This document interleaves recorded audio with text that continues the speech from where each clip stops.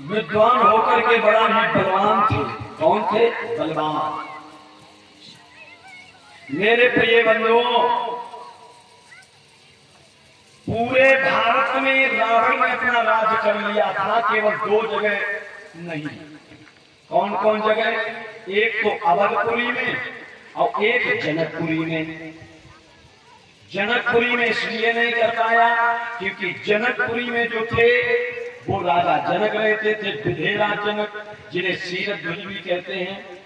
और इधर अवधपुरी में राजा दशरथ की वजह से, क्योंकि वो शब्द वेदी राजा थे। ना जनकपुरी में ना अवधपुरी में अपना दबदबा रखा, ताकि हर जगह दबदबा उनका था, हर जगह कर वसूलना, यहां तक हर चीज में टैक्स लगाना।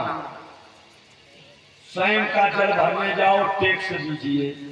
स्वयं की खेती होकर के भी अगर अनाज घर में आए तो सबसे पहले लंका में पहुंचाइए, इसके बाद अपने पास रखिए। ऐसी कोई जगह नहीं थी जहां पर टैक्स ना लगता हो। एक दिन रावण चलता चलता कहां पहुंचा? ऋषियों के पास में, महात्माओं के पास में। महात्मा लोग भजन कर रहे हैं। रावण ने जाकर के महात्माओं से जवाब दिया है, ऐ महात्माओं, तुम हमारे राज्य में रहते हो, खाते हो, सोते हो, पीते हो, हमें ये बताइए मेरा कर जो है वो कौन देगा? महात्माओं ने जवाब दिया, महाराज, हमारे पास दंड कमंडल, तुलसी की माला, भगवान का भजन, इसके सिवा कोई ना धन है, ना दौलत है, ना जमीन है, ना जायदाद है। मैं मांग करके भोजन करता हूं। रावण ने जवाब दिया, अगर ऐसी बात है तो तुम भोजन करके इतने मोटे ताजे हो गए हो, ऐसा करो, जब तुम्हारे पास कुछ नहीं है तो सब लोग अपना अपना हमें रक्त दे दीजिए। क्या दे दीजिए? रक्त दे दीजिए। महात्माओं ने बहुत विनती की, लेकिन रावण ने एक बात नहीं मानी।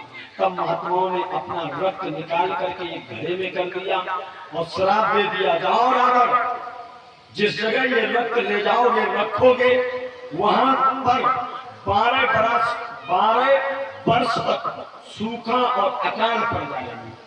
क्या हो जाएगा? सूखा पड़ जाएगी, अकाल पड़ जाएगा, लोग भूखे मरने लगेंगे।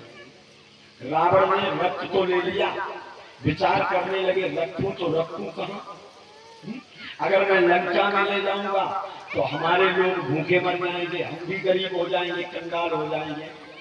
सोच समझ करके रावण ने जनकपुरी की सीमा में जाकर के चुपके से वो रक्त का भरा हुआ घड़ा राजा जनक के राज में गाड़ दिया। किस लिए गाड़ा?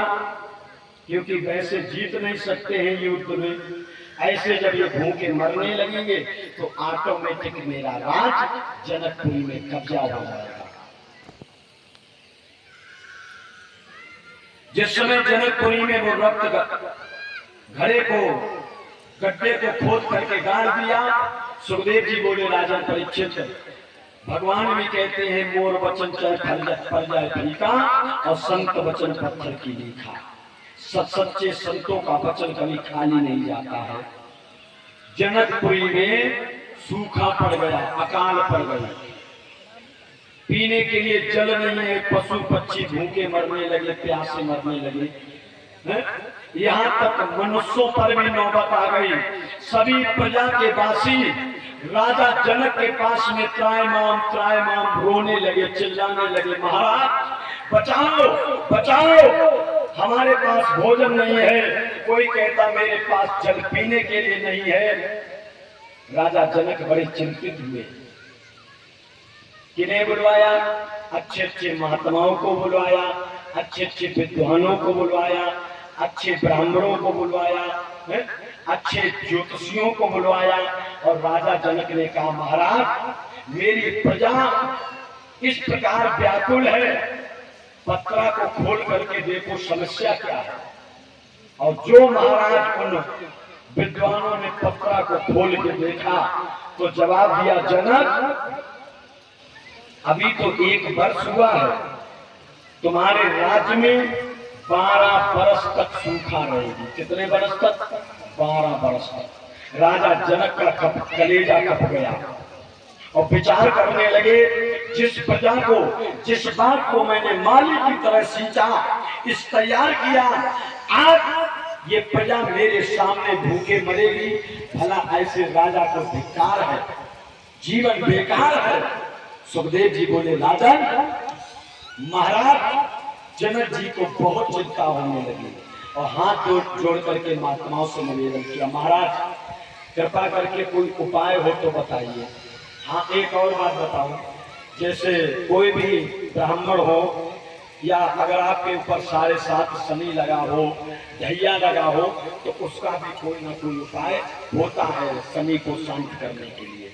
वैसे ही राजा जनक ने पूछ दिया तो महात्माओं ने बताया, राजन एक उपाय है, अगर तुम कर सको तो हम बताएं। राजा जनक कहने लगे, मैं